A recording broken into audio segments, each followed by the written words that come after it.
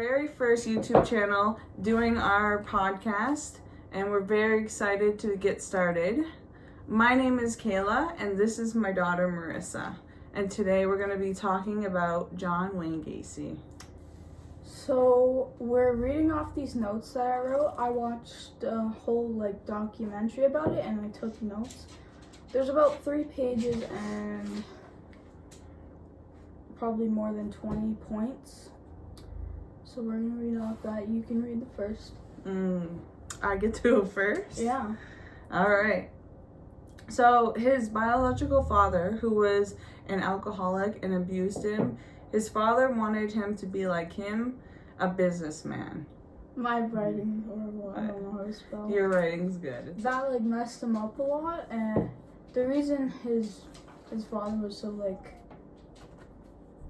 aggressive towards him was because it was probably, I don't know, but he was close to his mother, and yeah, his dad was like, "You're a mama's boy. You're stupid. You're out of shape." Yeah, he's a fat boy. Yeah, really sad. And the second and third point are basically in the same category. Mm-hmm. When he was 20, he left to live in Los Angeles for a bit, but he didn't stay there long. He got a job at the mortuary as a janitor. And in the documentary, they think because he was around dead bodies so much that he got used to them, and that's why, one of the reasons. Later on, he could be comfortable around dead bodies. Yeah. Okay, so after working at the mortuary, he didn't stay in Vegas long. He went back and enrolled in business college. I think, business college, and it made him. He went back to where? He went back to not Cleveland, Chicago, where he was raised. And when he got into business college, he felt more powerful, and he felt like he was standing up more. He was kind of becoming the man his dad wanted. Yeah, that was the start, and it wasn't that much of progress in that time. And then September 1964, he got married to Merlin Myers. They divorced quickly. Okay, I'm not reading that part. And in September 1964, he got married. Oh, I just said that. My bad. We already figured out he got married. And then he started abusing teenage boys. A bad person. Yeah. When he got older, not he 20. was starting to experiment, I guess. Don't say that. That sounds wrong. Yeah. I can't tell. I don't remember the age. And then he was doing bad things. After he probably, I don't know, because in the story it's they never believed the boy, but he got arrested because he got caught. Yeah. And when he was in jail, he quickly earned a higher up, and he quickly got really popular. He had the title of chef or something. First cook, yeah. First cook. Yeah, he was really popular. And jail. The messed up thing, he was convicted for molestation. Or was it? He told no. Oh, he said it was? Yeah, he said that he was showing a teenage boy that. But it was actually because he molested them. Yeah. But the messed up thing, it is that he was so kind and one of those really likable people that his 10-year sentence turned into an 18-month sentence. Because of good behavior. Yeah, good behavior. That was his first time in jail. Yeah. And then he got released. And then again in 1971, he was charged again for disorderly conduct after a teenager complained John picked him up at a bus stop and forced him to do something. But the case dropped because the boy didn't show up to court. Right. He was probably really scared. This is going by like way too fast. Part 3 of the thing. He went to jail again in 1970. Yeah. Oh, yeah, 1970. He went to jail again. For molestation again. He got another divorce. And a teenage boy at the time, they were too scared, maybe, or... No, it's because they were homosexual. And the police didn't care that back then, no. They said... Like, screw you, man. Yeah. You're all by yourself. Yeah. I ain't helping you. I got other things to do. But after he got let out, he would drive around to pick up, like... They said, like, homeless boys. Yeah. He would pretend to be... Wait, that's not the part yet. Oh. That's not the part. My bad. He would the part's right after that. Yeah, he would pretend to be a police officer to like pick up younger boys. Yeah. Because they were strays or something like that. They would go to the spot. And this is a reportable. Yeah. And also he would drive a car with like a big siren on top. Yeah. To pick up kids or boys. Yeah, the age range was like 14, 15, 16. It was messed up, man. So sad.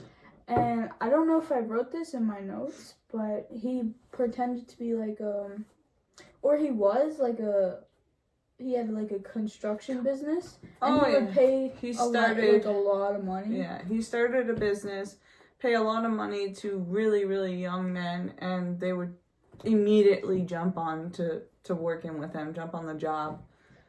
Yeah. Because who wouldn't want to get paid that much at 14? Yeah. And what he would do, he would drug them, do the bad thing. Yeah. And then he would strangle them. And he called it his rope trick, which is messed up.